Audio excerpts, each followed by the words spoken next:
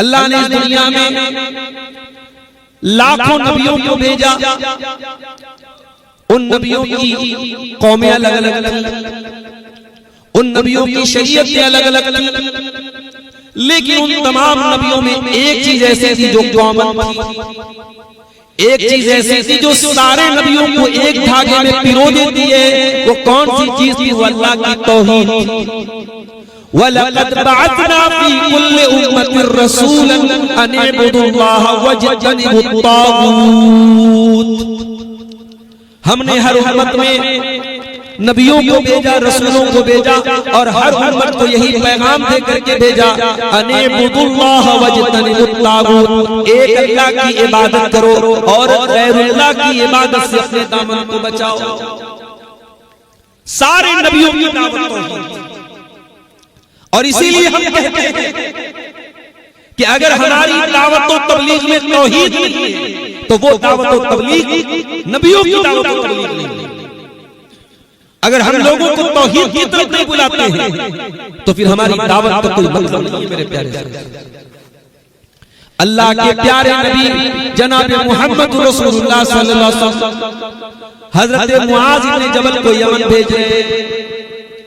Yemen के अंदर अहले किताब रहते, यहूदी रहते, क्रिश्चियन रहते। अल्लाह के नबी फरमाते कि या मुआज इन्नका ताती कौमन अहल किताब, ऐ मुआज मैं तुमको ऐसे लोगों के पास भेज रहा हूं जो अहले किताब है। अहले किताब मतलब तौरात वाले, इंजील वाले, जिनको अल्लाह ताला ने किताब दी थी। ऐ मुआज मैं तुमको अहले किताब की तरफ भेज रहा हूं, यमन की तरफ भेज रहा हूं। वहां जाकर के तुमको अल्लाह के दीन की दावत देना है, इस्लाम का पैगाम फैलाना है, इस्लाम की दावत को आम करना है। फल्यकुन अव्वल मा तदऊहुम इलैहि शहादतु अल्ला इलाहा इल्लल्लाह।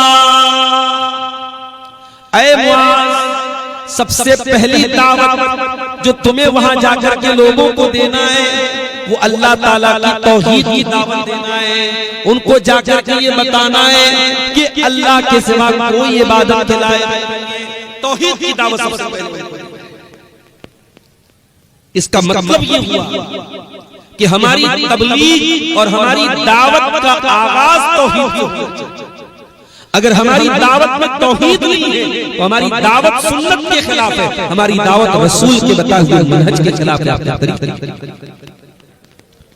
ये तौहीद इतनी इंपॉर्टेंट चीज है मेरे भाई कि अल्लाह तबारक व तआला हमारी कोई भी नेकी कबूल ही नहीं करेगा जब तक तौहीद न हो। तौहीद के बगैर अल्लाह ताला क्या कोई नेकी एक्सेप्ट नहीं की जाए। कुरान का 15वां पारा उठाइए, अल्लाह फरमाता है वमन अरादल आखिरता वसअ लहा सअयहा वहुवा मुमिन फउलाइका काना सअयुहुम मशकूरा। ऐ मेरे बंदो, अगर तुम आखिरत में कामयाब होना चाहते हो, जन्नत में जाना चाहते हो, तो पहला काम तो ये करना पड़ेगा, तुम्हें कोशिश करनी पड़ेगी, मेहनत करनी पड़ेगी, अमल करना पड़ेगा। जन्नत तमन्ना करने से नहीं मिलेगी। दुनिया में अगर आप किसी बड़े मकसद के लिए काम करें तो आपको मेहनत भी बड़ी करनी पड़ेगी। सुबह सुबह आप निकलिए, कभी देखिए हाईवे के ऊपर कुछ नौजवान लड़के, सर्दी हो गर्मी हो कोई मौसम हो, सुबह सुबह वॉक कर रहे हैं, दौड़ रहे हैं। जाके पूछो भाई तुम इतनी मेहनत क्यों कर रहे हो, सुबह 3 बजे उठ करके क्या कर रहे हो? जवाब मिलेगा साहब हम आर्मी की तैयारी कर रहे हैं, हम पुलिस की तैयारी कर रहे हैं। हमारे उत्तर प्रदेश में प्रयागराज में, इलाहाबाद में बहुत सारे कोचिंग सेंटर से जो आईएएस की तैयारी कर रहे हैं, आईपीएस की तैयारी कर रहे हैं। पटना में आपको बहुत सारे इंस्टीट्यूट मिल जाएंगे। सिविल सर्विसेज की तैयारी करने वाले 18 घंटे पढ़ते हैं और तब जाकर के कई अटेम्प्ट के बाद वो उस एग्जाम को या उस प्रोसेस को पार करते हैं। दुनिया का एग्जाम, दुनिया की कामयाबी, दुनिया का कोई बड़ा मिशन पाने के लिए हमें मेहनत भी बड़ी करनी पड़ती। और मुसलमान ये समझता है कि भाई जन्नत में जाना है तो बस नारे लगा दो, जन्नत में चले जाओ। नबी का नाम आए झूम जाओ, जन्नत में चले जाओ। वमन अरादल आखिरता वसअ लहा सायहा वहुवा मुमिन, जो आखिरत को चाहता है, आखिरत में कामयाब होना चाहता है और उसके लिए कोशिश करता है, वहुवा मुमिन, और वो ईमान वाला होता है, तौहीद वाला होता है, फउलाइका काना सअयुहुम मशकूरा, ऐसे लोगों की कोशिश कामयाब होगी, ऐसे लोगों को जन्नत मिलेगी जो ईमान के साथ, तौहीद के साथ नेक अमल करें। अल्लाह के तौहीद के बगैर किसी नेकी का कोई मतलब नहीं है। इसीलिए अल्लाह ताला सूरह कहफ की आखिरी आयत में फरमाता है, कुल इन्नमा अना बशरुम मिस्लुकुम यूहा इलैया अन्नमा इलाहुकुम इलाहुन वाहिद। ऐ नबी आप फरमा दीजिए कि मैं तुम्हारे जैसा बशर हूँ, जैसे तुम इंसान हो मैं इंसान हूँ। यूहा इलैया, लेकिन फर्क ये है कि मैं अल्लाह का रसूल हूँ, मेरे पास अल्लाह की वही आती है, अल्लाह का रसूल हूँ मैं। अन्नमा इलाहुकुम इलाहुन वाहिद, ऐ नबी आप बता दीजिए कि मेरे पास ये वही आती है कि तुम्हारा माबूद एक है, तुम्हारा रब एक है। फमन काना यरजू लिका रब्बिही, तो जो अपने रब से मुलाकात करना चाहता है, जो जन्नत में जाना चाहता है, वो दो काम कर ले। जन्नत में जाना है तो दो काम, इसको नोट कर लो चक नसीरपुर वाले, जन्नत में जाना है तो ये दो काम करना है। ये अल्लाह कह रहा है, ये सूरह कहफ की आखिरी आयत है, फलयामल अमलन सालिहा। पहला काम तो ये करना है कि जो भी अमल करो वो नेक अमल हो, वो अमल साले हो, उस अमल के ऊपर प्यारे रसूल की मुहर लगी हो, उस अमल के ऊपर कुरान और सुन्नत की मुहर लगी हो। दुनिया किसी अमल को नेक अमल कहती है, वो नेक अमल नहीं है। समाज किसी अमल को नेक अमल कहता है, वो नेक अमल नहीं है। जिस अमल को रसूल ने नेक कहा हो, जिस अमल को सहाबा ने नेक समझ करके किया हो, वही अमल नेक अमल हो सकता है। अभी रजब की 27 तारीख आई, कई लोगों ने मुझसे व्हाट्सएप पर सवाल पूछा, मौलाना साहब 27 रजब को रात में कितनी रकात नमाज पढ़ना, 27 रजब को रोजा रखने की क्या फजीलत है? मैंने कहा कोई फजीलत नहीं। अवाम में मशहूर कर दिया गया कि 27 रजब की तारीख नबी की मेराज की, जबकि ऐसी बात नहीं। अल्लाह के प्यारे रसूल सल्लल्लाहु अलैहि वसल्लम को कौन से महीने में मेराज हुई, कौन से साल में मेराज हुई, ये भी श्योर नहीं है। इसका भी कोई ऑथेंटिक प्रूफ नहीं है, कोई सबूत नहीं। और आपने 27 रजब को बाकायदा शबे मेराज बना लिया गया, उस रात में इबादत हो रही है, उस दिन रोजा रखा जा रहा है।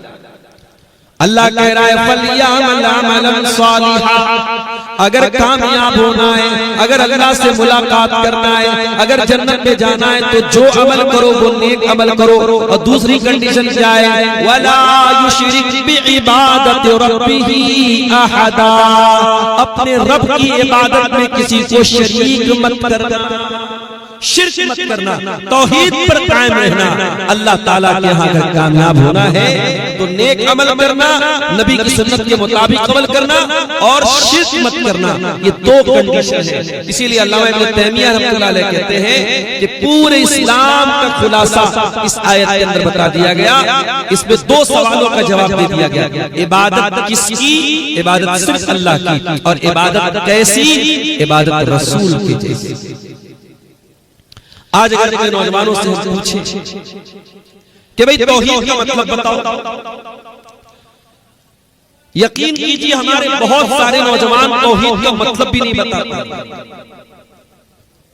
हमारे बहुत सारे नौजवानों को तौहीद के बारे में कुछ मालूम ही नहीं, बस मुसलमान के घर में पैदा हुए और चंद चीजों को अपना लिया और साहब मोमिन हो गए, मुसलमान हो गए। अरे तेरे दीन की बुनियाद है तौहीद, तेरे दीन में कामयाबी का दारो मदार है इस तौहीद पर, और तू तौहीद के बारे में कुछ नहीं जानता।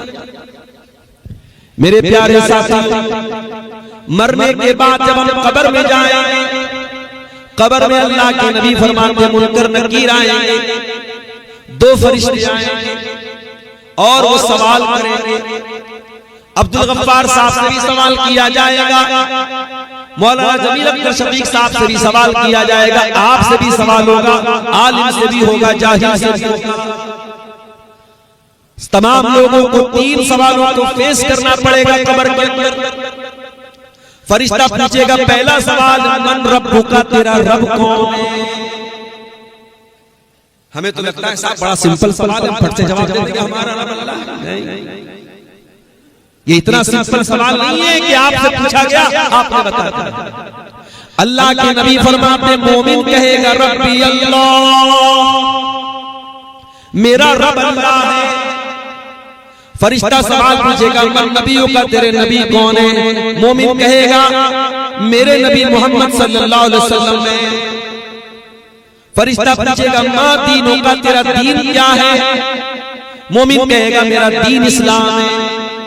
फरिश्ता पूछेगा तुझे इन तीनों सवालों का जवाब कैसे पता चला? बंदा कहेगा, मोमिन कहेगा करातु किताब अल्लाह, मैंने अल्लाह की किताब को पढ़ा था, मैंने कुरान को पढ़ा था, कुरान पर गौर किया था, कुरान को जाना था, कुरान को समझा था, मुझे कुरान से इन तीनों सवालों का जवाब पता चला। और जो काफिर होगा, जो मुनाफिक होगा, वो इन तीनों सवालों का जवाब नहीं दे पाएगा। वो हर सवाल के जवाब में कहेगा हा ला अदरी, हाय हाय मैं नहीं जानता। वो कहेगा जो लोग कहते थे मैं कहता था, मुझे न कलमा का मतलब पता, ना रब का मतलब पता, न दीन का मतलब पता, न रसूल का मतलब। जो लोग कहते थे मैं कहता था। माफ करना मेरे प्यारे से, आज हमारा हाल भी कुछ ऐसा ही हो चुका। हम कौन से इस्लाम को फॉलो करते हैं जो लोग कह रहे हैं? हम दीन के मामले में जरा से भी सेंसिटिव नहीं। तौहीद जैसी अहम चीज हमारा नौजवान तौहीद के बारे में नहीं जानता। मैं एक तरफ से अगर हाथ उठा के पूछूं अपने उन नौजवानों से जो 25 साल के हो चुके हैं, 30 साल के हो चुके हैं, जिंदगी में बहुत कुछ कर चुके हैं, बहुत कुछ बना चुके हैं, उनसे पूछूं कि मेरे भाई आज तक आपने अपनी जिंदगी में तौहीद के ऊपर कोई किताब पढ़ी क्या? मैं आपको शर्मिंदा नहीं करने जा रहा हूं, लेकिन अगर मैं पूछूं तो मेरे बहुत सारे नौजवान जवाब ही नहीं दे पाएंगे उन्होंने आज तक अपनी जिंदगी में तौहीद पर कोई किताब नहीं पढ़ी। जो आपके इस्लाम का सबसे बड़ा टॉपिक है, जो कुरान का टॉपिक है, जो आपकी नजात जिस मौजू पर टिकी हुई है, आपको उस मौजू पर आज तक जिंदगी में कोई किताब पढ़ने की भी तौफीक नहीं। भाई कौन सी चीज है जो आपके बीच में और एक गैर मुस्लिम के बीच में डिफरेंस है? क्या वो ऊपर वाले को नहीं मानता? तो है। बनारस से पटना आने में मेरी हालत खराब हो गई, ट्रेन में रश इतना था, एसी में टिकट था, मैं ट्रेन में चढ़ नहीं पाया। तो साहब गंगा नदी में डुबकी लगा लगा के हमारे गैर मुस्लिम भाई आ रहे हैं, पूरी ट्रेनें भरी भरी। आपका क्या ख्याल है? वो सिर्फ घूमने फिरने जा रहे हैं? उनका अकीदा तो यही कि साहब वो ऊपर वाले को खुश करने जा रहे हैं, अपने भगवान को, अपने रब को राजी करने जा रहे हैं। दुनिया में करोड़ों लोग ऐसे हैं जो किसी पेड़ के आगे हाथ जोड़ रहे हैं, किसी शर्मगाह की इबादत कर रहे हैं, किसी गाय का पेशाब पी रहे हैं, किसी जानवर के आगे सर झुका रहे हैं। उन सबके यहाँ रब का तसव्वुर है, उन सबके यहाँ गॉड का तसव्वुर है, उन सबके यहाँ भगवान का तसव्वुर है। तो फिर आप में उनके में उनके दरमियान फर्क क्या है? डिफरेंस क्या है? अंतर क्या है? आप में और उनमें फर्क ये है कि आप अल्लाह को वैसे मानते हैं जैसे अल्लाह ने मानने को। अल्लाह को नहीं मानते। क्या ईसाई अल्लाह को मानते? ईसाई अल्लाह को मानते। ईसाइयों से पूछो भाई अल्लाह है कि नहीं? यकीन अल्लाह को मानते। तो फिर हमारे और इनके बीच में फर्क क्या है? वो कहते हैं ईसा मसीह अल्लाह के बेटे हैं, और हम क्या कहते हैं? कुल हुवल्लाहु अहद अल्लाहुस समद लम यलिद व लम यूलद व लम यकुल लहू कुफुवन अहद। हम जिस अल्लाह को मानते हैं उस अल्लाह की शान ये कि अल्लाह एक है, अल्लाह समद, अल्लाह बेनियाज है, उसको किसी के सहारे की जरूरत नहीं है, किसी की मदद की जरूरत नहीं है। लम यलिद, वो न किसी का बेटा है न किसी का बाप है। लम यलिद व लम यूलद, न उसने किसी को जन्म दिया है न उसको किसी ने जन्म दिया है। व लम यकुल लहू कुफुवन अहद, और उसके बराबर कोई नहीं, उसके इक्विवेलेंट कोई नहीं, उसके मुसावी कोई नहीं। हमारा ये चीज है जो हमें दूसरों से अलग अलग। दुनिया वालों के यहाँ ऊपर वाले को खुश करना है, नंगे रहो। भाई एक बड़ी तादाद में प्रयागराज में नंगे लोग पहुंचे, सर से पैर तक मादरजाद नंगे, औरतें आकर के उनकी शर्मगाह खुली है, उनको देख करके हाथ जोड़।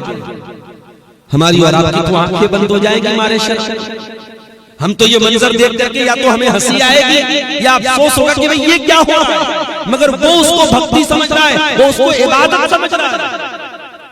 और जब हम ये मंजर देखते हैं मेरे प्यारे से, हम अल्लाह का शुक्र अदा करते हैं, हमारा दिल शुक्र के जज्बे से भर जाता है कि अल्लाह, दुनिया के करोड़ों इंसानों में तूने हमें तौहीद की नेमत से नवाजा। अल्लाह, इसमें हमारा तो कोई कमाल नहीं था। हम चकनसीरपुर के गांव में पैदा हुए, कोई पटना में पैदा हुआ, कोई बनारस में पैदा हुआ, मुसलमान के घर में पैदा हुआ, ला इलाहा इल्लल्लाह पढ़ रहा है, नमाज पढ़ रहा है। अल्लाह चाहता हमें गोपाल दास के घर में पैदा कर देता, अल्लाह चाहता हमें भगवान दास के घर में पैदा कर देता, हम भी गाय का पेशाब पी रहे होते। इसमें हमारा कौन सा कमाल है? ये उस अल्लाह का करम है, उसने तौहीद की दौलत से हमें नवाजा है। इसीलिए जब जन्नती जन्नत में जाएंगे, जन्नती अल्लाह ताला का शुक्रिया अदा करते हुए कहेंगे, अल्हम्दुलिल्लाहिल्लज़ी हदाना लिहाज़ा व मा कुन्ना लिनहतदिया लौला अन हदानल्लाह। तमाम तारीफ़ें उस अल्लाह के लिए हैं जिसने हमको तौहीद की नेमत से नवाजा, हिदायत की नेमत से नवाजा। वमा कुन्ना लिनहतदिया लौला अन हदानल्लाह, अगर अल्लाह हमें हिदायत न देता तो हम हिदायत नहीं पा सकते थे। दुनिया की सबसे बड़ी नेमत हिदायत की नेमत है मेरे प्यारे। इसीलिए 5 टाइम की नमाज में हम बार बार अल्लाह से क्या कहते हैं? इहदिनस सिरातल मुस्तकीम, ऐ अल्लाह तू सिरातल मुस्तकीम पर हमको चला।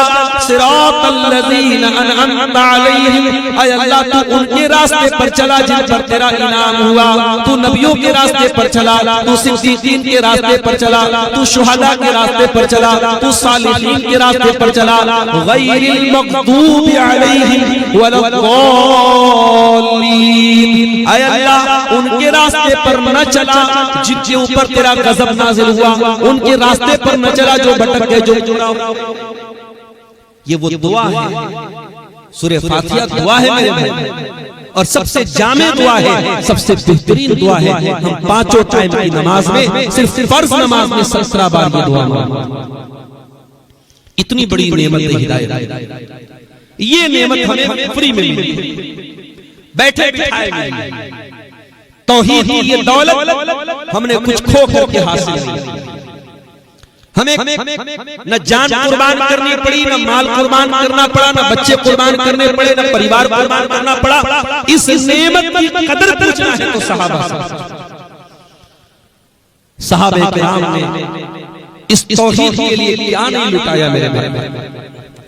आज अल्लाह जब अखबारों में हम इस तरीके की खबरें पढ़ते हैं कि हमारी कोई मुसलमान बहन नुसरत जहां से निशा सिंह बन गई, आयशा से स्मृति बन गई, फातिमा से पूजा बन गई, जब इस तरीके की खबरें हम मीडिया पर पढ़ते और सुनते हैं, वल्लाह कलेजे को तकलीफ पहुंचती, दिल को दर्द होता है कि आज ये कौम कहां पहुंच गई मेरे साथ। कि तौहीद की ये दौलत और तौहीद की ये नेमत इतनी हकीर है, इतनी मामूली है कि किसी के प्यार और मोहब्बत के जाल में फंस करके हमारी कोई बहन बड़ी आसानी से इससे इस दौलत का सौदा कर। आज हमारे बहुत सारे नौजवान जो कॉलेजों में पढ़ रहे हैं, जो यूनिवर्सिटीज में पढ़ रहे हैं, मुसलमान घर में पैदा हुए, बाप दादा मुसलमान, लेकिन वो लड़का जब कॉलेज में पढ़ने लगा, यूनिवर्सिटी में पढ़ने लगा, थोड़ा एजुकेटेड हो गया, तो वो अल्लाह पर सवाल उठाता, उसको इस्लाम की बेसिक बातों और इस्लाम के फंडामेंटल्स पर उसको शक होने लगता है, वो एथिज्म का शिकार हो जाता है, वो मुल्हिद हो जाता है, वो मुर्तद हो जाता है। ये हालात क्यों आ रहे हैं? हालात इसलिए पैदा हुए हैं क्योंकि बुनियाद कमजोर है। मैं मना नहीं करता कि आप अपने बच्चों को कॉन्वेंट में न पढ़ाएं, आप अपने बच्चों को आला तालीम न दिलाएं, उनकी बुनियाद इतनी मजबूत कर दो कि आपका बच्चा दुनिया के किसी कोने में चला जाए, तरक्की के किसी शोबे में चला जाए, आपका बच्चा अल्लाह की तौहीद को न भूले, आपकी बेटी अपने रब की तौहीद से कोई कॉम्प्रोमाइज नहीं। और याद रखो मेरे साथ, आपके बेटे बेटियां अगर दुनिया में आला तालीम हासिल कर भी ले, दुनिया में आला मकाम हासिल कर भी ले, आला ऑफिसर बन जाए, ऊंची कुर्सियों पर चले जाएं, अगर तौहीद को गंवा देते हैं, ईमान को गंवा देते हैं, अगर शिर्क और कुफ्र की कीमत पर उनको ये तमाम चीजें मिलती हैं, माफ करना मेरे प्यारे साथियों, हमारी कौम को ऐसी तरक्की नहीं चाहिए हमारी कौम को ऐसी तरक्की। हम भिखारी बने रहे, हम गरीब रहे, हमारे पास रहने को मकान न हो, अगर हमारे पास अल्लाह की तौहीद है हम कामयाब हैं मेरे साथ। और हमारे पास अरबों की संपत्ति हो जाए, जमीन और जायदाद की कमी न हो, हमारे नौजवान आला सर्विस वाले हो जाएं, सब कुछ हो जाए, अगर तौहीद को गंवा करके ये चीजें मिल रही है तो हम ये हमारे लिए फायदे का सौदा नहीं, घाटे का सौदा।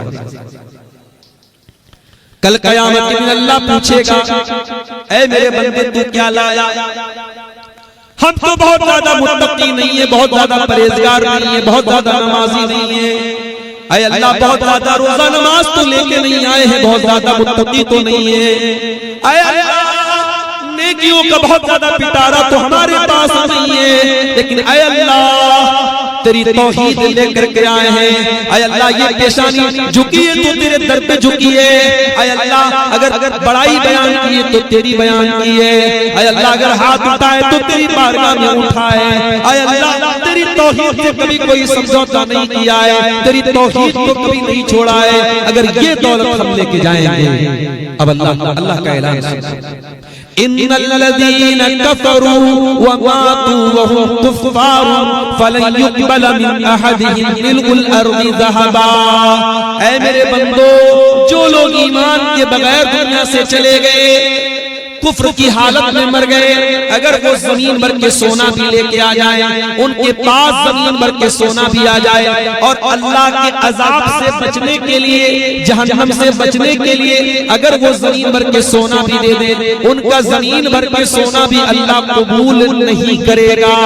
अगर तौहीद नहीं है, अगर ईमान नहीं है, तो जमीन भर के सोना भी लेके आने वाला कामयाब नहीं होगा। इसलिए मेरे नौजवानों, तौहीद का इल्म दो किताबें रिकमेंड करता हूं, और अगली बार चक नसीरपुर आऊंगा तो पूछूंगा कि किस लड़के ने ये किताबें पढ़ी है, किस नौजवान ने किताबें पढ़ी। दो बेहतरीन किताबें रिकमेंड करता हूं आपको तौहीद के मौजूद, इसलिए कि तकरीर में आधा घंटे की, 1 घंटे की तकरीर में तौहीद के तमाम पहलू बयान किए, तौहीद की फजीलत बयान की जा सकती है, तौहीद की अहमियत बयान की जा सकती है, मगर तौहीद का मतलब क्या है, शिर्क का मतलब क्या है, कौन कौन सी चीजों से तौहीद में कमी आती है, ये पूरा एक टॉपिक है। इस पर 2 किताबें आपको बताऊं, एक अरबी में है, एक उर्दू में है। अरबी वाली किताब का भी उर्दू में तर्जमा कुछ हो जाए। एक किताब का नाम है किताब तौहीद। राइटर कौन है? शेख मोहम्मद बिन अब्दुल वहाब रहमतुल्लाहि अलैह, जिनके जरिए अल्लाह ताला ने बिलाद हरमैन में और सरजमीन हिजाज में शिर्क व बिदअत को खत्म करने का बहुत बड़ा काम किया। ये कौन शख्सियत थी मोहम्मद बिन अब्दुल वहाब रहमतुल्लाहि अलैह की? इनके बारे में अगर पढ़ना है, मौलाना अबुल हसन अली मियां नदवी रहमतुल्लाह अलैह की किताब तारीख दावत व अजीमत, उसकी 5 जिल्दें हैं, उसमें से एक जिल्द पर उन्होंने मुकम्मल गुफ्तगू की, उसको आप। यह मौलाना वसीउल आलम नदवी की किताब है, शेख मोहम्मद बिन अब्दुल वहाब एक मजलूम मुस्लिह, वो किताब आप, उनकी किताब है किताब तौहीद। और हिंदुस्तान की सरजमीन पर तौहीद के मौजू पर बड़ी साफ सुथरी और मिथरी हुई किताब है तक़वियतुल ईमान, जिसके राइटर हैं अल्लामा शाह इस्माइल शहीद रहमतुल्लाह अलैह। ये दो किताबें आपको जरूर अपने मुताले में। मेरे भाइयों, तौहीद वो चीज है कि जब एक बाप अपने बेटे को नसीहत करे तो सबसे पहले तौहीद की नसीहत। कुरान करीम में अल्लाह ताला ने हजरत लुकमान का वाक़या बयान किया। हजरत लुकमान कौन थे? अल्लाह के एक नेक बंदे थे, वो नबी नहीं थे। ये बात नोट कर लीजिए कि लुकमान नबी नहीं थे, अल्लाह के एक नेक बंदे थे। उनके नाम पर कुरान में एक सूरत मौजूद है। और क्यों मौजूद है?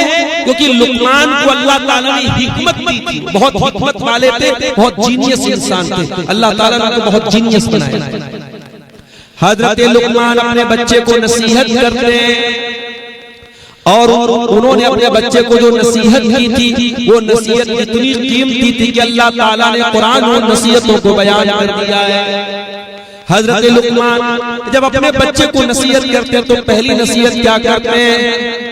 वइज़ क़ाल लुक़मान लिब्निही वहुवा यइदुहु या बुनय्या ला तुशरिक बिल्लाह इन्नश्शिर्क लज़ुल्मुन अज़ीम। हजरत लुकमान अपने बच्चे को पहली नसीहत करते हैं कि ऐ मेरे बच्चे, तू अल्लाह के साथ किसी को शरीक न करना। ऐ मेरे बच्चे, शिर्क दुनिया का सबसे बड़ा जुल्म है, शिर्क दुनिया का सबसे बड़ा पाप, शिर्क से बड़ा कोई गुनाह नहीं। दुनिया का सबसे बड़ा गुनाह शिर्क। और ये वो गुनाह है कि अगर आप दुनिया से शिर्क करके चले गए तो आपकी कोई नेकी अल्लाह ताला के कबूल नहीं। अल्लाह कुरान में अपने नबी से फरमाता है वलक़द ऊहिया इलैका व इलल्लज़ीना मिन क़ब्लिका लइन अशरकता लयहबतन्न अमलुक व लतकूनन्न मिनल खासिरीन। ऐ मेरे नबी, ऐ मेरे रसूल, हम आपको भी ये पैगाम दे रहे हैं और आपसे पहले सारे नबियों को ये पैगाम दिया गया कि अगर आपने भी शिर्क कर दिया तो आपकी तमाम नेकियां बर्बाद हो जाएंगी, आपके तमाम अमल बर्बाद हो जाएंगे। वला तकूनन्ना मिनल खासिरीन, और आप खसारा उठाने वालों में से हो जाएंगे।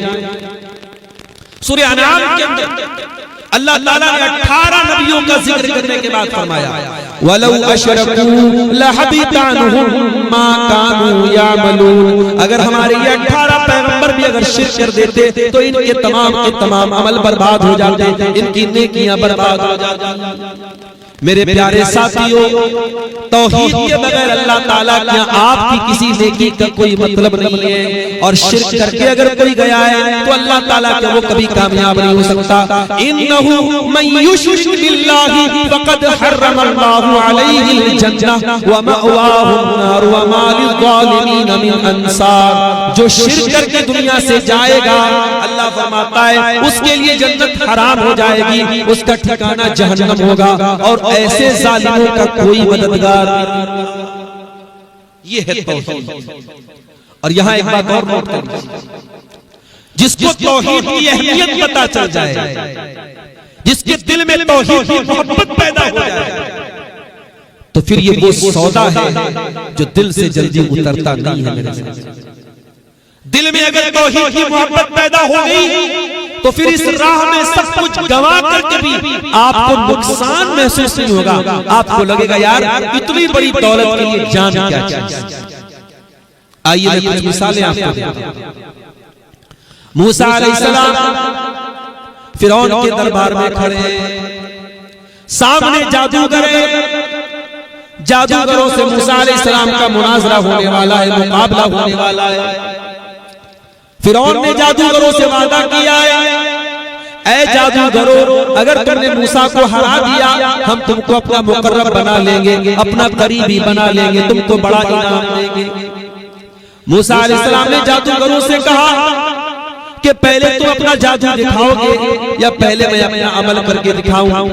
जादूगरों ने कहा ठीक है, पहले हम अपना अमल दिखाते हैं। जादूगरों ने अपनी रस्सियों को जमीन पर फेंका, उनकी रस्सियां सांप बन गई। मूसा अलैहिस्सलाम देख करके डर गए, मूसा अलैहिस्सलाम देख करके डर गए। अल्लाह ने फरमाया ला तखफ, मूसा डरो नहीं, ऐ मूसा डरो नहीं, हम करीब उनके जादू को बातिल कर देंगे। अल्लाह ने मूसा अलैहिस्सलाम को हुक्म दिया कि ऐ मूसा अपने असा को अपनी लाठी को जमीन पर डाल। हजरत मूसा अलैहिस्सलाम ने जैसे अपने असा को जमीन पे डाला फइज़ा हिया हय्यतुन तसा, तो उनकी लाठी एक बहुत बड़ा अज़दहा बन गई, एक बहुत बड़ा सांप बन गई और उनके उस सांप ने उन जादूगरों के सारे बनावटी सांपों को खत्म कर दिया। मूसा अलैहिस्सलाम का असा एक अज़दहा बन गया और जादूगरों ने जादू से जो लोगों की नजर को बंद कर दिया था और जो रस्सियों को जादू सांप की शक्ल बना दिया था, मूसा अलैहिस्सलाम के असा ने उन सबको निगल गया, सबको खत्म कर दिया। कुरान कहता है फअल्क़ियस्सहरतु साजिदीन, ये मंजर देख करके सारे के सारे जादूगर सजदे में गिर पड़े। क़ालू आमन्ना बिरब्बिल आलमीन, रब्बे मूसा व हारून, और सारे जादूगर ईमान ले आए और कहने लगे हम रब्बुल आलमीन के ऊपर ईमान लाते हैं, हम मूसा और हारून के रब पर ईमान लाते हैं। गौर करो, जादूगर थे, उन्हें मालूम था मैजिक क्या है, जादू क्या है। वो ये समझ गए कि मूसा अलैहिस्सलाम ने जो दिखाया है वो जादू नहीं है, वो अल्लाह का मोजज़ा है, वो अल्लाह की कुदरत है, वो अल्लाह का पावर है। अल्लाह को पहचान गए और सारे जादूगर सजदे में गिर पड़े और मूसा अलैहिस्सलाम पर ईमान लाए। अब जरा एक मिनट के लिए गौर करो मेरे प्यारे साथियों, जैसे ही ये जादूगर ईमान लाए, अब फिरौन का दिमाग खराब हो गया। फिरौन ने कहा इन्ना हाज़ा लमकरुम मकरतुम, ऐ जादूगरों ये तो तुम्हारी पहले से प्लानिंग थी, जो तुमने मूसा के साथ तुमने पहले से साठगांठ की थी, तुम पहले से साठगांठ करके आए हो और आकर के मेरे सामने नाटक कर रहे हो। लउक़त्तियन्ना अयदियकुम व अर्जुलकुम मिन खिलाफ व लउसल्लिबन्नकुम अजमईन, ऐ जादूगरों तुम सबके हाथ पैर में कटवा डालूंगा और तुम सबको सूली पर चढ़ा दूंगा।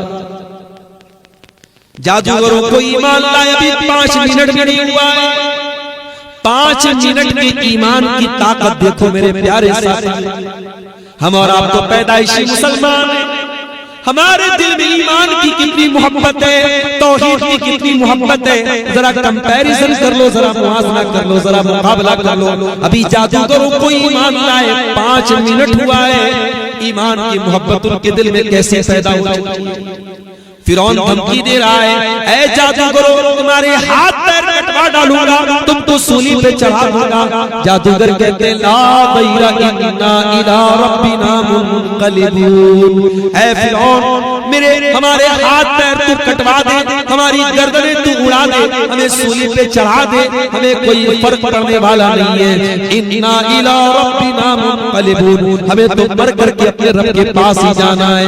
इन्ना नतमऊ यग़फिर लना रब्बुना खतायाना अन कुन्ना अव्वलल मुमिनीन, ऐ फिरौन हम तो अपने रब से यही उम्मीद रखते हैं कि ऐ अल्लाह तेरे ऊपर सबसे पहले बनी इस्राइल में ईमान लाने वाले हम हैं। ऐ अल्लाह फिरौन की कौम में सबसे पहले ईमान लाने वाले हम हैं। ऐ अल्लाह इसी यही उम्मीद है कि हमारे ईमान को हमारी मग़फ़िरत का जरिया बना दे। हम तो यही उम्मीद लेके अल्लाह के पास जाने वाले हैं। ऐ फिरौन तुझे जो करना है तू कर ले, तुझे सूली पे चढ़ाना है तू चढ़ा दे, हमें कोई फर्क पड़ने वाला नहीं है। ये होती है तौहीद, बुज़दिलों के काम की चीज नहीं। बुज़दिल की तौहीद मजबूत नहीं, तौहीद पर चलने वाला बुज़दिल नहीं। तौहीद तो जाबाजों की पूंजी है मेरे प्यारे। आज हमारी माए बहनें किसी के प्यार और मोहब्बत में अंधी हो जाती है। फरवरी का महीना चल रहा है, मेरे मोबाइल पर लोग व्हाट्सएप पर मैसेज करके बता रहे मौलाना बड़ी बेहयाई होती है इस महीने। कोई बताने लगा 14 फरवरी की तारीख तो पूरी दुनिया में मोहब्बत के नाम पे मनाई जाती है। उसके पहले भी 4-5 दिन जो होते हैं, किसी दिन किस डे है, किसी दिन टेडी डे है, किसी दिन चॉकलेट डे, किसी दिन रोज डे। ये आज हमारी नौजवान नस्ल मना रही है मेरे प्यारे साथी। ओ मेरे नौजवान भाई और बहनों, ये जिंदगी अल्लाह की अमानत है। इस जिंदगी को इतना हकीर न बनाओ कि ये मोहब्बत के झूठे नाम पर ज़िनाकारी और बदकारी करने के लिए अपनी जिंदगी को दांव पे लगाओ। ओ मेरी प्यारी माँ बहनों, आओ मैं तुमको बताता हूँ कि तौहीद की अहमियत क्या है। एक औरत थी जिसका नाम सुमैया बिन्त खय्यात। 50 से 55 साल उम्र है उस औरत की, बूढ़ी हो चुकी है। उसका जवान बेटा नाम अम्मार है, उसका शौहर नाम यासिर है। दोनों बाप बेटे रस्सी से बांध दिए गए हैं और सुमैया को अलग रस्सी से बांधा गया है। और बांधने वाला कौन है? इस उम्मत का फिरौन अबू जहल है। और अबू जहल कहता है कि ऐ सुमैया, तेरा जवान बेटा तेरे सामने मौजूद है। ऐ सुमैया, तू मोहम्मद के दीन को छोड़ दे, तू इस्लाम को छोड़ दे, वरना ऐ सुमैया तेरे जवान बेटे के सामने तुझे हम नंगा कर देंगे बेलिबास। अल्लाह, एक माँ के लिए इससे बढ़ के क्या अज़ियत होगी।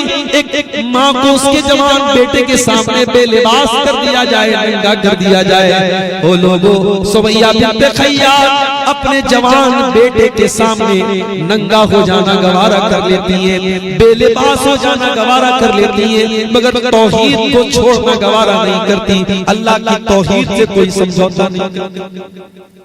सुमैया को नंगा कर दिया अबू जहल है। अम्मार की आंखें बंद हो गई। मेरी बूढ़ी माँ को मेरी आंखों के सामने बेलिबास कर दिया गया। ओ लोगों, तुम्हें तो तौहीद फ्री में मिली है, तुम तौहीद की कदर क्या जानो? तौहीद की कदर तो सहाबे किराम से पूछो मेरे से। जवान बेटे के सामने उसकी माँ को नंगा कर दिया गया और इतने पर बस किया अबू जहल ने कहा, है सुमैया आखिरी बार दे रहा हूं, अगर तूने मोहम्मद का दीन न छोड़ा मैं तेरी जान ले लूंगा। सुमैया कहाँ दीन को छोड़ने वाली थी, कहाँ तौहीद को छोड़ने वाली थी। अबू जहल ने पर्ची उठाई, नेजा उठाया और सुमैया के बदन पे दे मारा, उनकी शर्मगाह के ऊपर दे मारा और इस्लाम की राह में पहला खून बहाने वाली खातून बन जाती है सुमैया बिन्त खय्यात रज़ी अल्लाह तआला अन्हा। वो मेरी प्यारी माँ बहनों, ये तौहीद तो वो चीज है जिसको बचाने के लिए सुमैया ने जान दे दी। सुमैया ने शहादत की मौत हासिल कर ली मेरी प्यारी माँ बहनों। और आज इस तौहीद को प्यार और मोहब्बत के नाम पे आज हमारी बहनें गंवा रही। तौहीद भी हकीकत चीज है। ओ मेरे नौजवान भाई, आज अपने कपड़े पर बड़ी मेहनत करते हो, अपने चेहरे पर बड़ी मेहनत करते हो, अपने हेयर स्टाइल पर बड़ी मेहनत करते हो। बहुत शौक है अपने आप को हैंडसम दिखने का, अपने आप को स्मार्ट दिखने का। आओ मैं तुम्हें एक नौजवान से मिलाता हूँ। उस नौजवान का नाम है बिलाल इब्न रबाह।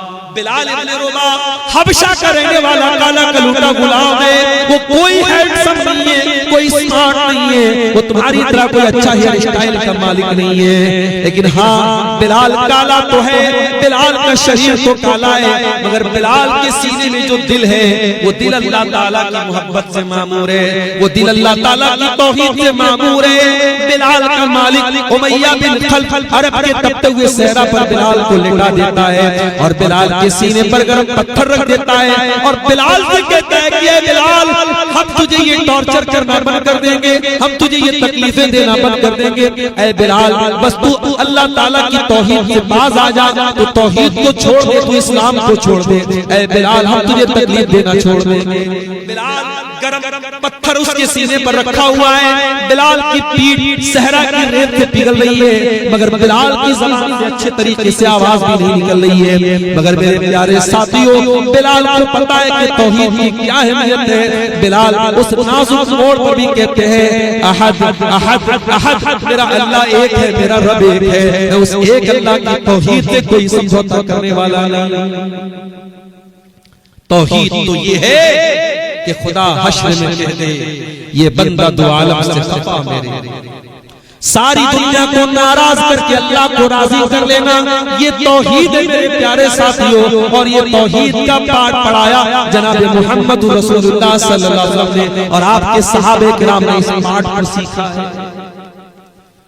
हजरत सुहैब रूमी को देखो मेरे भाई, सुहैब रूमी रज़ी अल्लाह ताला अन्हु जब मक्का छोड़ करके मदीना हिजरत करके जाने लगे, अपना सारा माल लेकर के जा रहे थे, अपने सारे जिंदगी भर की गाड़ी कमाई लेकर के जा रहे थे। मक्का के काफिरों ने कहा, सुहैब ये क्या लेके जा रहे हो? कहा कि उन लोगों में अपनी कमाई अपने साथ लेके जा रहा हूँ। कहाँ जा रहे हो? कहा मैं यस्रिब जा रहा हूँ, अपने नबी के शहर मदीना जा रहा हूँ, अपने नबी के पास जा रहा हूँ। मक्का वालों ने कहा ऐ सुहैब अतैतना सुलूकन ला माल लक, ऐ सुहैब जब तुम मक्का में आए थे तो गरीब थे, फकीर थे, तुम्हारे पास टूटी कौड़ी मिली थी, तुमने हमारे बीच में रह के पैसा कमाया और आज ये सारा पैसा तुम मदीना लेके जाना चाहते हो। ऐ सुहैब तुम्हें एक टूटी कौड़ी लेके जानी, काफिर क्या चाहता हो? कहा ऐ सुहैब तुम्हें अपना ये माल हमारे हवाले करके जाना पड़ेगा। ओ कारोबार करने वालों, ओ बिजनेस करने वालों, आज दीन के लिए पैसा खर्च करने की बात आती है तो हमारी तो जान निकलने लगती है। हाँ, हराम चीजों पर पैसा खर्च करना हो, अय्याशियों पर पैसा खर्च करना हो, शराब और शबाब पर पैसा लुटाना हो तो मुसलमान के पास पैसे की कमी नहीं है, मगर दीन के नाम पर पैसा खर्च करने की बात आए तो नानी मरने लगती है। ओ लोगों, आओ जरा जज्बा देखो सुहैब रूमी का। सुहैब रूमी ने एक पल के लिए नहीं सोचा, एक मिनट के लिए नहीं सोचा और अपनी जिंदगी भर की सारी गाड़ी कमाई मक्का के उन काफिरों के हवाले कर दी और खाली हाथ वो मक्का से मदीना 480 किलोमीटर का सफर तय करके जब मदीना पहुंचे, अल्लाह के प्यारे नबी फजर की नमाज पढ़ा रहे। सुहैब रूमी रज़ी अल्लाह ताला अन्हु मस्जिद में आए और फजर की जमात में शामिल हो गए। अल्लाह के प्यारे नबी सलाम फेरते, आपकी आदत थी सलाम फेरने के बाद आप मुक्तदियों की तरफ अपना चेहरा कर लेते थे, सहाबा की तरफ अपना चेहरा कर लेते थे। आपने जैसे ही सहाबे किराम की तरफ अपना चेहरा किया, आपकी नजरें सुहैब रूमी पर पड़ी, आप खड़े हो गए, आपने सुहैब रूमी को गले से लगाया, आपने मुआनका किया और आपने कहा ऐ सुहैब तुम जो कुर्बानी दे करके आए हो अल्लाह ताला की तरफ से मुझे सब बता दिया जा चुका है। ऐ सुहैब रबीहतल बैया, रबीहतल बैया, ऐ सुहैब तुमने कोई घाटा नहीं, तुमने कोई घाटा नहीं सहा है, तुमने मुनाफिक का सौदा किया है, तुम फायदे का सौदा करके आए हो, तुमने तौहीद को बचा लिया, तुमने ईमान को बचा लिया। अरे जिंदगी भर की कमाई चली गई तो क्या चली गई, अगर तौहीद बच गई तो ये घाटे का नहीं है, मुनाफिक का सौदा।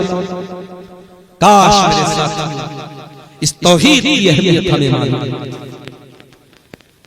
एक हदीस आपको सुनाना चाहता और बड़ी अजीबोगरीब ये हदीस है और हो सकता है इस हदीस को सुनने के बाद कुछ लोग गलतफहमी के भी शिकार हो जाएं, मैं उसकी भी वजाहत आपके सामने करूंगा। हदीस कहां पर मौजूद है? ये तिरमिजी के अंदर ये हदीस और सही सनद से ये हदीस आई है। अल्लाह के प्यारे नबी फरमाते हैं कयामत के दिन एक इंसान आएगा, बहुत बड़ा गुनहगार होगा, इतने गुनाह होंगे उसके कि 99 रजिस्टर होंगे उसके गुनाहों के और हर रजिस्टर इतना लंबा चौड़ा होगा कि जहां तक निगाह जाएगी वहां तक उसका रजिस्टर जा रहा होगा। और ऐसे 99 रजिस्टर, उन 99 रजिस्टरों में उसके गुनाह भरे होंगे, उसके काले करतूत भरे होंगे, उसके गुनाह भरे होंगे।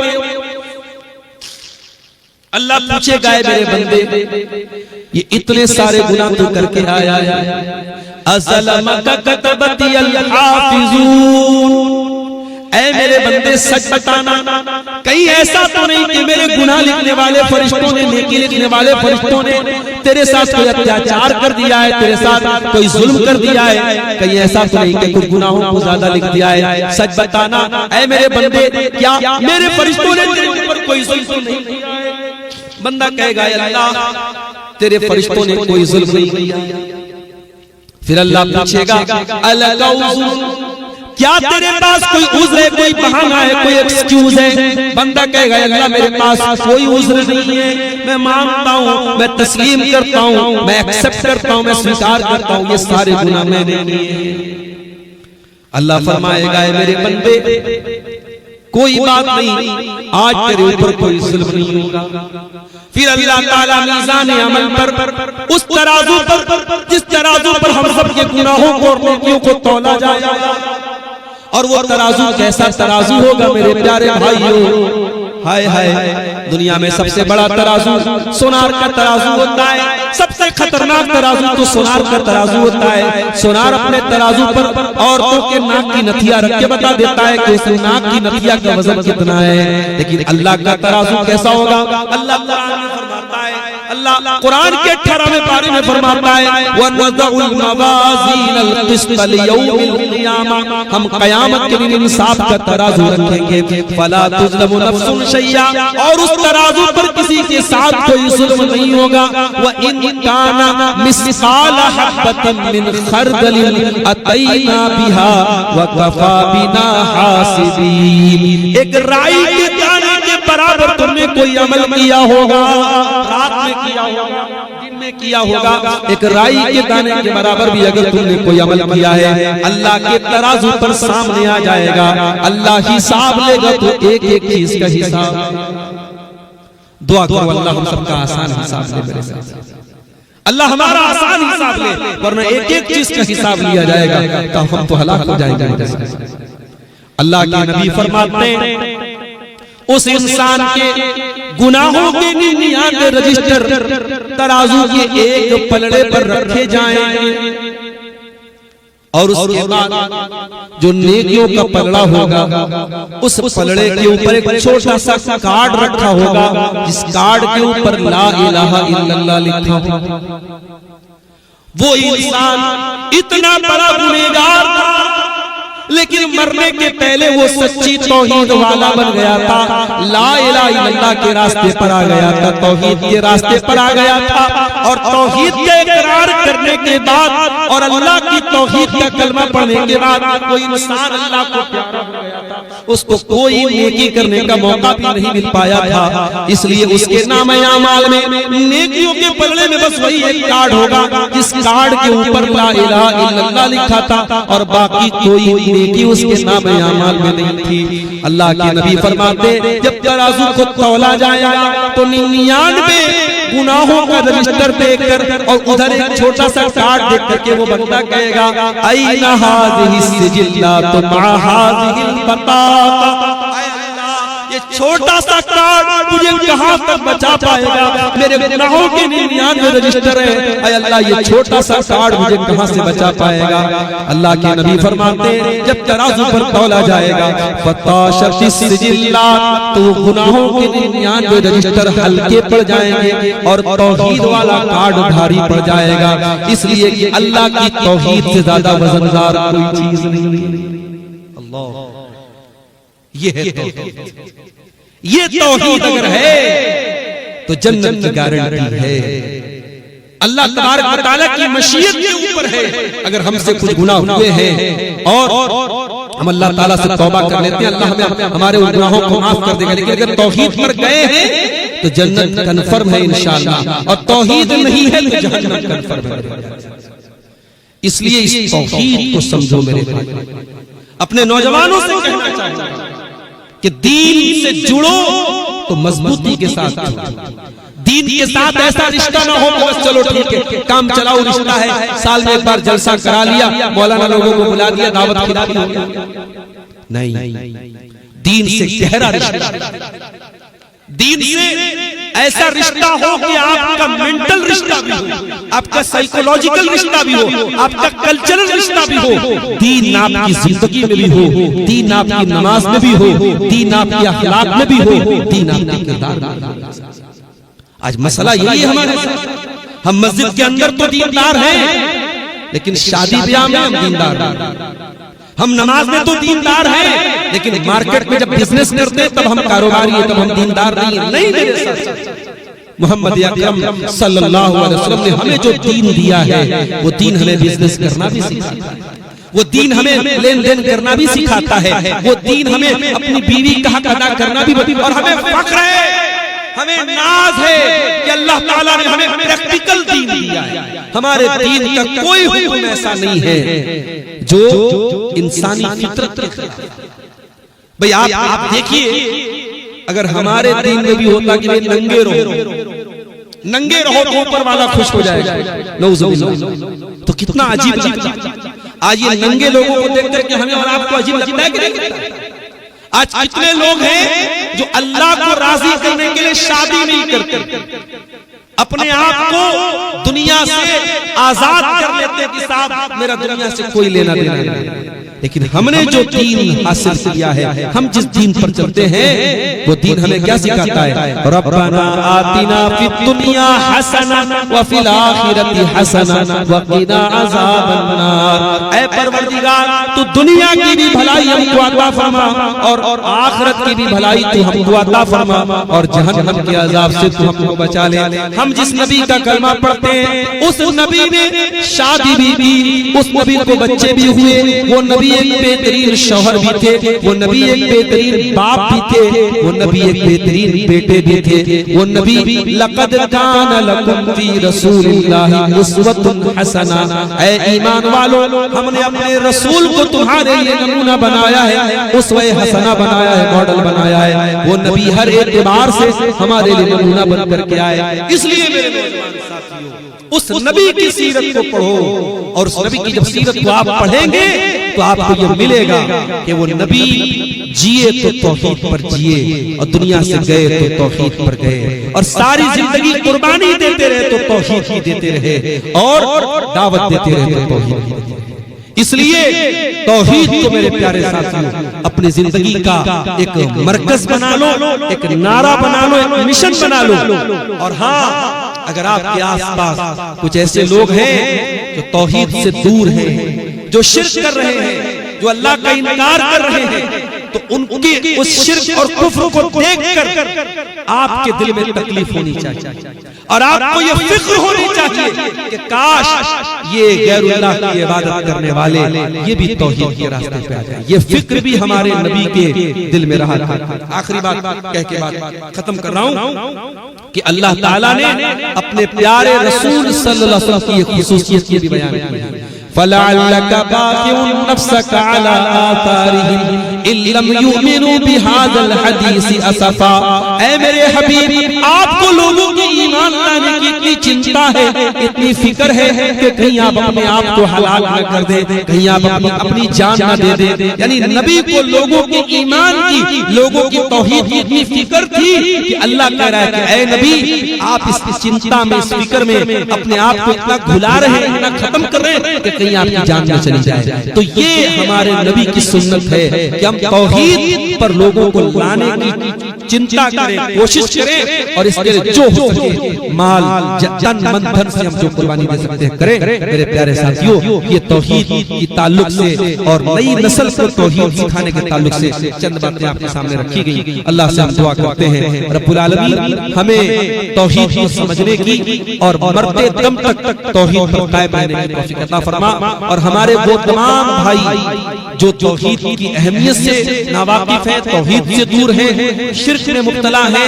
किसी भी तरीके से अल्लाह तबारक व तआला की शान में जो चीजें मुनासिब नहीं है उनके वो मुर्तकिब है, हम अल्लाह से दुआ करते हैं कि अल्लाह ताला ऐसे लोगों को सही समझ अता फरमाए और तौहीद को और उसके तकाज़ों को समझने की तौफीक अता फरमाए। आज का ये प्रोग्राम जो यहाँ मदरसा अय्यूबिया की तरफ से मुनक़िद हुआ, अल्लाह ताला इस मदरसे के तमाम जिम्मेदारों को और बिलखुसूस जिन्होंने इस मदरसे की तामीर की है और अपनी जमीन वक्फ की है, और जो लोग इस मदरसे को चला रहे हैं, मैं तमाम लोगों के नाम से वाकिफ नहीं हूँ, मैं तमाम लोगों की हक में दुआ करता हूँ अल्लाह ताला उनकी इस कोशिश को कबूल फरमाए और इस इदारे को मजीद तरक्की अता फरमाए, और यहाँ से पढ़ने वाले बच्चों को अपने दीन का अल्लाह ताला सच्चा खादिम बनाए। अल्लाह ताला हम सबको दुनिया में जब तक जिंदा रखे, इस्लाम पर जिंदा रखे, और हम सबका खात्मा ईमान पर हो। आमीन व आखिर दावाना अनिल हम्दुलिल्लाहि रब्बिल आलमीन। वस्सलामु अलैकुम।